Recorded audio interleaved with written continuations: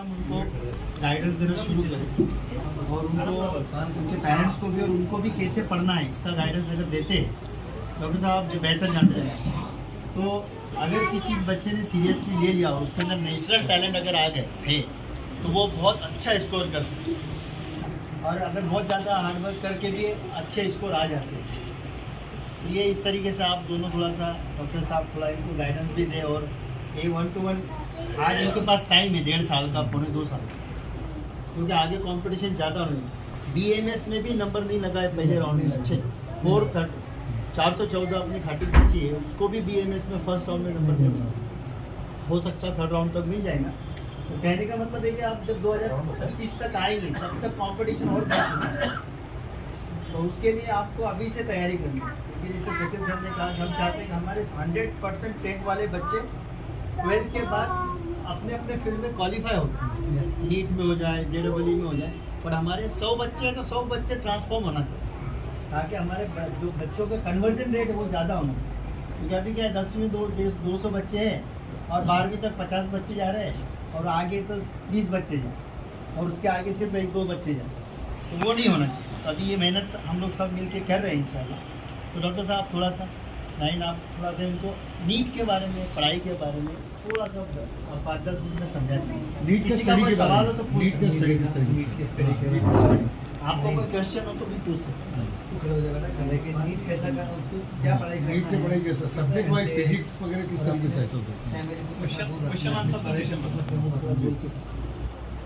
Subject थे तो पता ही होगा, फिजिक्स केमिस्ट्री और बायो। थोड़ा बेटा आगे आगे जरूर बोल। फिजिक्स केमिस्ट्री और बायो थे 3 सब्जेक्ट और सबका 180 मार्क्स और 4 मार्क्स का और नेगेटिव काउंटिंग 1 मार्क्स जाता है। अगर कोई रॉन्ग किया तो जो सही थे वो उसमें से 1 मार्क्स चले जाएगा ऐसे। तो फिर स्टडी कैसे करनी है? बायोलॉजी तो फिर सारा का सारा NCERT से आता है, NCERT के बाहर बायोलॉजी का कुछ भी नहीं आएगा। तो फिर अगर बायोलॉजी अगर 2 साल है तो अगर रट भी ली बायोलॉजी की बुक अगर NCERT तो फिर भी वो हो जाएगा, मतलब रटनी ही पड़ेगी। लाइन टू लाइन ऐसे सब लोग बोलते हैं ना कि लाइन टू लाइन याद रहनी चाहिए, तो याद ही रहनी चाहिए क्योंकि वो लाइन टू लाइन वो हर इसके से क्वेश्चन बनते हैं। तो फिर अभी थोड़ा सा सिलेबस चेंज हुआ, मतलब NCERT का थोड़ा सा रिड्यूस हो गया सिलेबस। तो अगर पुरानी NCERT अगर मार्केट में नहीं है तो फिर उसको प्रेफर करना ज़्यादा पड़ेगा, क्योंकि फिर अभी दूसरी एजेंसी बना रही है पेपर, फिर पता नहीं कि वो रिड्यूस सिलेबस पे से भी आ सकता है। फिर और फिजिक्स तो फिजिक्स में सॉल्व करना रहता है, उसमें ज़्यादा बच्चे मतलब वीक पड़ जाते हैं क्योंकि वो सारा यूनिवर्सल प्रॉब्लम है फिजिक्स का कि फिजिक्स सबको हार्ड जाती है। फिर उसके लिए जो इंस्टीट्यूट लगाया होगा या फिर कोई कोचिंग ज्वाइन की होगी तो वो जो टीचर सर जो भी देते हैं वो स्टडी करते हैं या फिर कोई क्वेश्चन कंसेप्ट सिखाते हैं उस पर डिपेंडेंट रह सकते क्योंकि फिजिक्स के NCERT पढ़ना पॉसिबल है नहीं क्योंकि वो बहुत लंबी है। वो सब जो भी एस्पिरेंट्स होते हैं वो लास्ट में मतलब फिजिक्स केमिस्ट्री वाले सब खत्म हो गया पढ़ के, उसके बाद में NCERT पढ़ते फिजिक्स की। तो फिजिक्स की NCERT पढ़ने की ज़रूरत नहीं होती वैसे, पर जब पूरा सब कुछ हो गया पढ़कर तब पढ़ सकते हैं।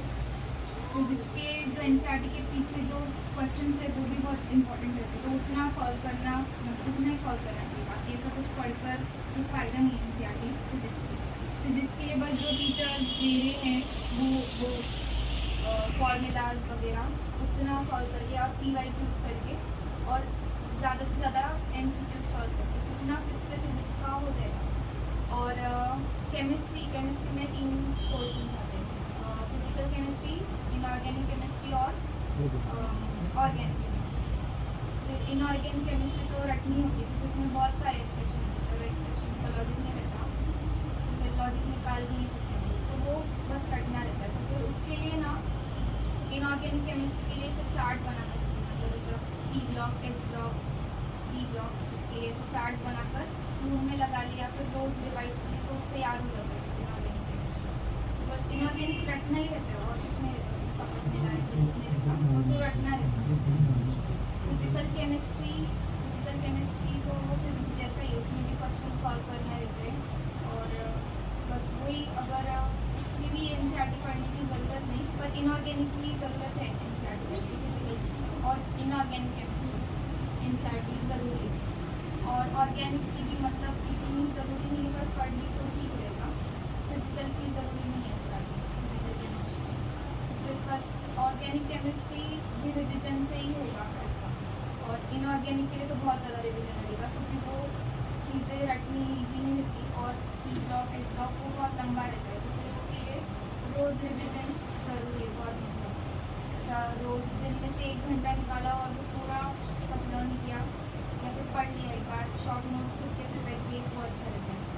और अगर कोई कोचिंग ज्वाइन की है तो फिर नोट्स खुद के रहने बहुत ज़रूरी है, क्योंकि खुद के नोट्स के बिना, अगर खुद के नोट्स नहीं हमारे पास और कोचिंग के नोट्स है, तो फिर उससे मतलब हम लोग सब पीछे हो जाता है हमारा। अगर खुद का नोट्स रहा, खुद का स्टडी मटेरियल जो खुद के हैंडराइटिंग से लिखा है, खुद जैसे समझ रहा है, अपने को हाईलाइट किया है, ये सब वो बहुत अच्छा है। मतलब उससे हमारा प्रिपरेशन का ये बहुत ज़्यादा आगे निकल जाता है, खुद का जो स्टडी मटेरियल है वो हमारे पास हो।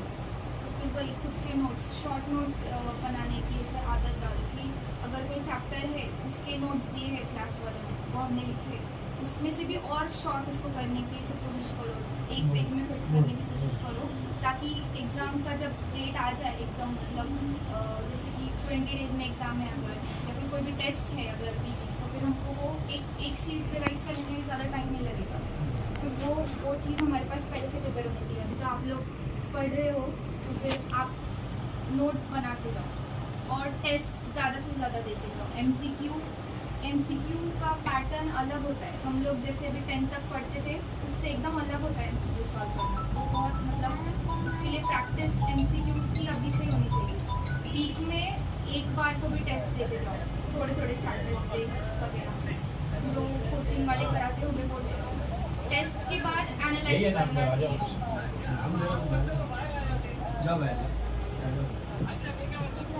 टेस्ट के बाद जो टेस्ट दिया उसकी आंसर की मिलती होगी, कोचिंग वाले देते होंगे, तो फिर वो टेस्ट एनालिसिस करना, मतलब एनालिसिस करनी चाहिए आपको कि कितने सही आए, कितने रॉन्ग आए, और कितने मुझे मतलब आए नहीं, या फिर कितने मैंने गलत कर दिए। मुझे आता था ये मैं पढ़ के गया या फिर गई थी, पर मुझे आया नहीं सॉल्व करके, तो वो भी एनालिसिस ज़रूरी है। और वो एक ऐसा एक बुक छोटी सी डायरी अपने पास रखनी थी कि जो मुझे आया नहीं, या फिर मैं ये पढ़ना रह गया था मेरा, तो फिर वो लिख कर रखने का अपने पास, और फिर बाद में वो स्टडी कर सकते हो वही। और शॉर्ट नोट्स के लिए अलग बुक, जो शॉर्ट नोट्स है ना वो लास्ट में बहुत ज़्यादा हेल्प करते हैं। ये मतलब मेरे एक्सपीरियंस से था कि अपने नोट्स जितने रहेंगे पास में वो उतना बेटर है। फिज़िक्स के लिए तो एक बुक बनानी चाहिए, मतलब फिज़िक्स के फॉर्मूलाज वो बहुत ज़्यादा ऐसा ऐसा वॉलेटाइल निकल जाते सब दिमाग से, फिर वो थोड़ा उसके लिए फॉर्मूला बुक पर बनानी ही, मतलब फॉर्मूलाज एक चैप्टर के फॉर्मूलाज 7-8 पेजेस में आ जाएंगे, तो फिर वो फॉर्मूलाज लास्ट टाइम पर ये सब काम में आएगा। ये अपने पास संभाल के रखना है, 2 साल में जो भी बना रहे हो ना वो सब लास्ट टाइम तक संभाल के रखना है, क्योंकि वो ही काम में आएगा। तो बस किसी को कोई क्वेश्चन? अगर क्वेश्चन है किसी को पूछना है तो आपने जो बोला कि वीडियो हो रहा है। बैठ जाओ उसमें रट्टा मारना पड़ता है, तो ऐसा मतलब अपन खुद से नहीं बना के लिख सकते हैं? नहीं, बायोलॉजी सा रटना नहीं, मतलब पर समझ के लेना है। पर वो जो लाइन है ना एनसीईआरटी की, वो बहुत ज़रूरी है कि उन्होंने लाइन कैसे लिखी है, मतलब कौन से लैंग्वेज में लिखी है। वो लैंग्वेज तो चेंज होगी पर एमसीक्यूज में, पर वो थोड़ा समझ के भी लेना और रटना भी। मतलब कभी कभी ऐसा होता है ना कि लाइन ही आ जाती है डायरेक्टली, और बोलो इधर क्या था, ये फिल इन द ब्लैंक्स जैसा। और पढ़ने के बाद मतलब एक चैप्टर कम से कम, हमारे सर कैसे बोलते थे कि एक चैप्टर है ना कम से कम बायोलॉजी के लिए 40 चैप्टर है शायद पूरा 11th-12th मिला। तो हमारे सर बोलते थे कि कम से कम 25 बार तो भी पढ़ के होना चाहिए हर हमारे चैप्टर के ऊपर। एनसीईआरटी में हम लोग 25 नंबर्स लिखते थे, और फिर एक बार पढ़े क्या वो कट करने का, तो फिर ऐसे ही 25 बार तो भी पढ़ के होना चाहिए। और इतनी बार पढ़ेंगे तो फिर याद तो हो ही जाएगा। हाँ, वैसे ही इनऑर्गेनिक भी करना है, बायोलॉजी और इनऑर्गेनिक केमिस्ट्री सेम पढ़ना है, मतलब पढ़ते रहना है। शाहनवाज आप क्या टारगेट करें, कितने मार्क्स लाने अभी ऐसा तो सोचा नहीं है, अभी जो प्रिपरेशन चल रही है उस पर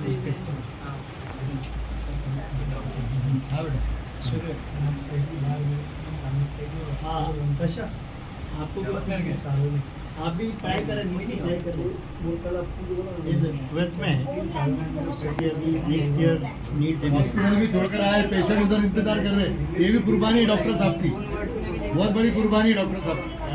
पेशेंट छोड़कर आना बोले तो सर मैं 3 साल में पहली बार आज हॉस्पिटल बंद वो आपका भी इसका बेहतरीन जैसा देंगे डॉक्टर साहब को। नहीं, एक स्पीच आपका भी है थोड़ा गाइडेंस हाँ थोड़ा तो है ना। हाँ थोड़ा नीट के बाद का जो कॉलेज का है वो स्टूडेंट बहुत सारे बोलते हैं 24 घंटे में से 18 घंटे पढ़ते हैं, 20 घंटे पढ़ते हैं, पढ़ते कितने घंटे कितने पढ़ते हैं आर्ट्स मैटर नहीं करते, फोकस कितना है उस वक्त वो मैटर करता है। जैसे कि राही ने बहुत सारी बातें बता दी है कि ये रट्टा मारना है, वो रट्टा मारना है, ऐसा कोई नहीं बताता जिससे राही ने बताया। तो आप लोगों को नीट के लिए उस पर ध्यान देना है, और जो मेडिकल के टर्मिनोलॉजिस्ट है उसको अपनी ओन लैंग्वेज में कन्वर्ट करना है। ओन लैंग्वेज में अगर लोग समझ लेते हैं तो जो भी डिफिकल्टीज है वो अराइज नहीं होती है।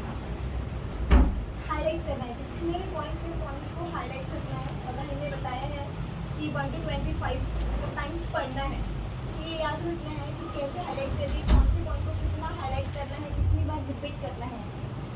टीचर्स और सर्स बताते हैं कि ये बहुत इंपॉर्टेंट क्वेश्चन है, ये नहीं है।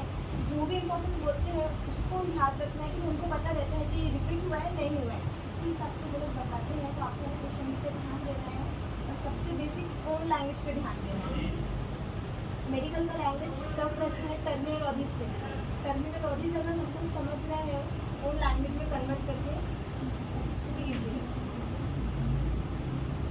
शुक्रिया।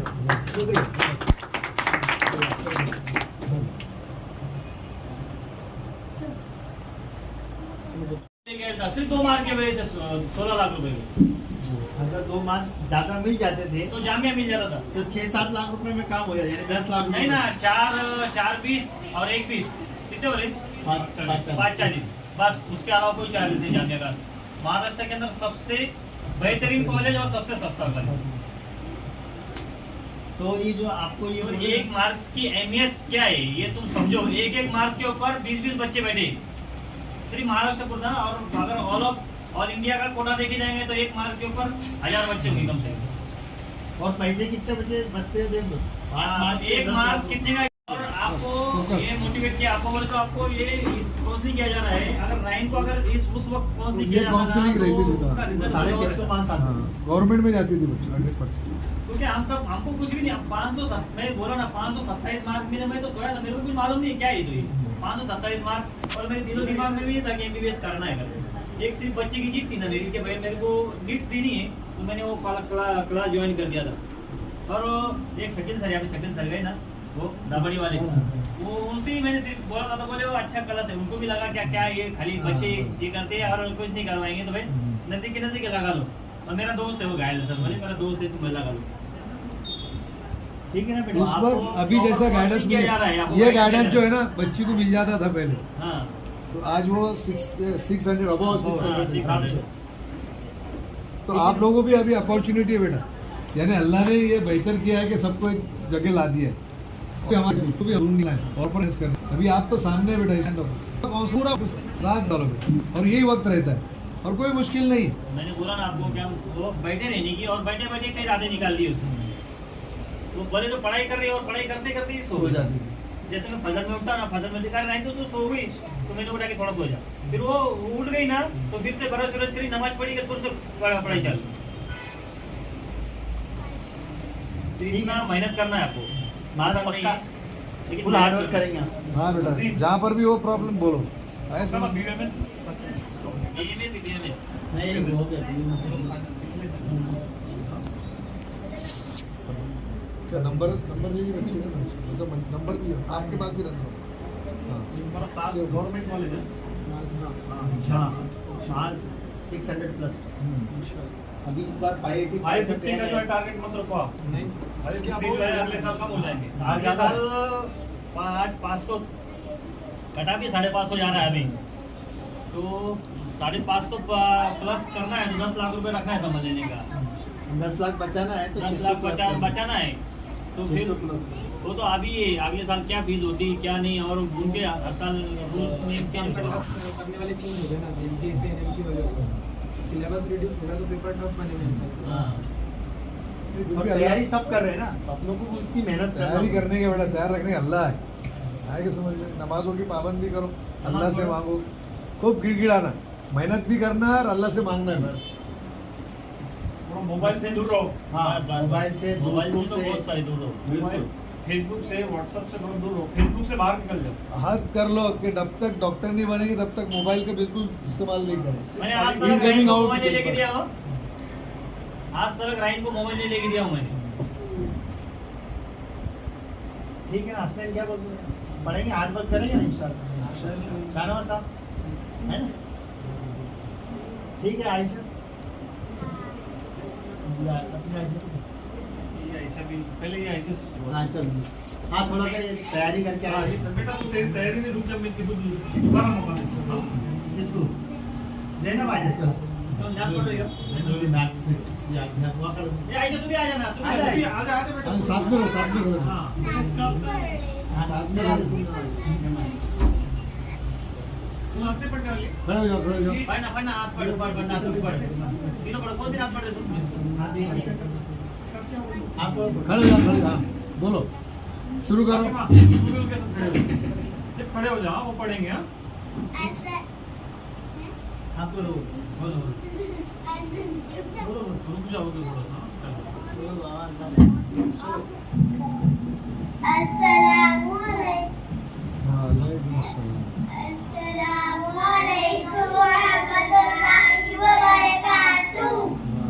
चलो, आप बोलो, बोलो। नूर वाला आया है, नूर लेकर आया है, सारे आलम में ये देखो कैसा नूर छाया है। अस्सलातु वस्सलामु अलैका या रसूल अल्लाह, अस्सलातु वस्सलामु अलैका या हबीबल्लाह। जब तरफ जानत है दिल मिलाते जाएंगे, जब तरफ अरे वो पढ़ लो, पढ़ो पढ़ो पढ़ो, आयशा पढ़ो। अरे तू पढ़ो, हो गए, चलो हो गए, चलो आ जाओ आ जाओ। हाँ, और एक चलो, एक और। अस्सलामु अलैकुम वरहमतुल्लाहि वबरकातुहू। वालेकुम सलाम। Madniye, I must try to reform myself in the Inshallah Azawajal. इंशाल्लाह, इंशाल्लाह। आप भी दे दो। Make new friends but keep the old. One is silver and the other gold. Circle is round, a circle is round. It has no end that's too long. Across the land, across the sea, friends forever will be always be. दे हमको दे। चलो आगे उनको दे दो। चलो आयशा वो चालू करो। हाँ, ये भी बोल रहा है। ये इसमें लो, आने दो। हाँ,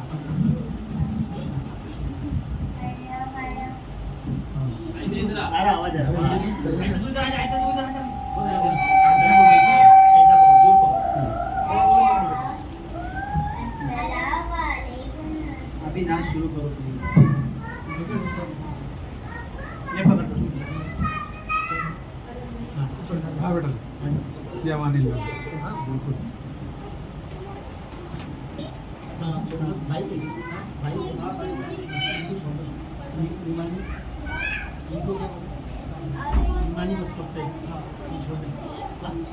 बराबर उनको आगे देखो। अरे उसको ही ना यहाँ से बस से बिठा दो। सर छोड़। हाँ रानीनगर से बेटा, तो रानीनगर से बस में बढ़ जा, डायरेक्ट निमानी के लिए चल जाएगा। पंचोली बस से बढ़ जाएगा। चलो बेटा। एक और खड़ा जाने का है ना, वो दूर याद है। हाँ, बीच में तुम चलो 5 मिनट, ज़्यादा टाइम नहीं।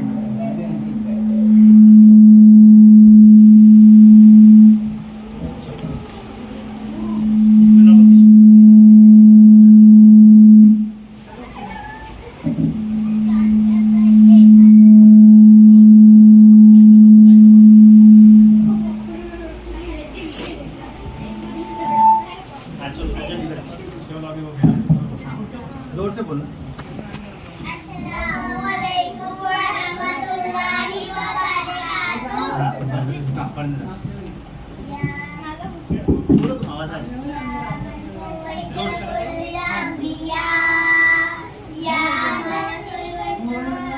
तुम पढ़ते जाओ आयशा, पढ़ते जाओ। आप पढ़ते जाओ।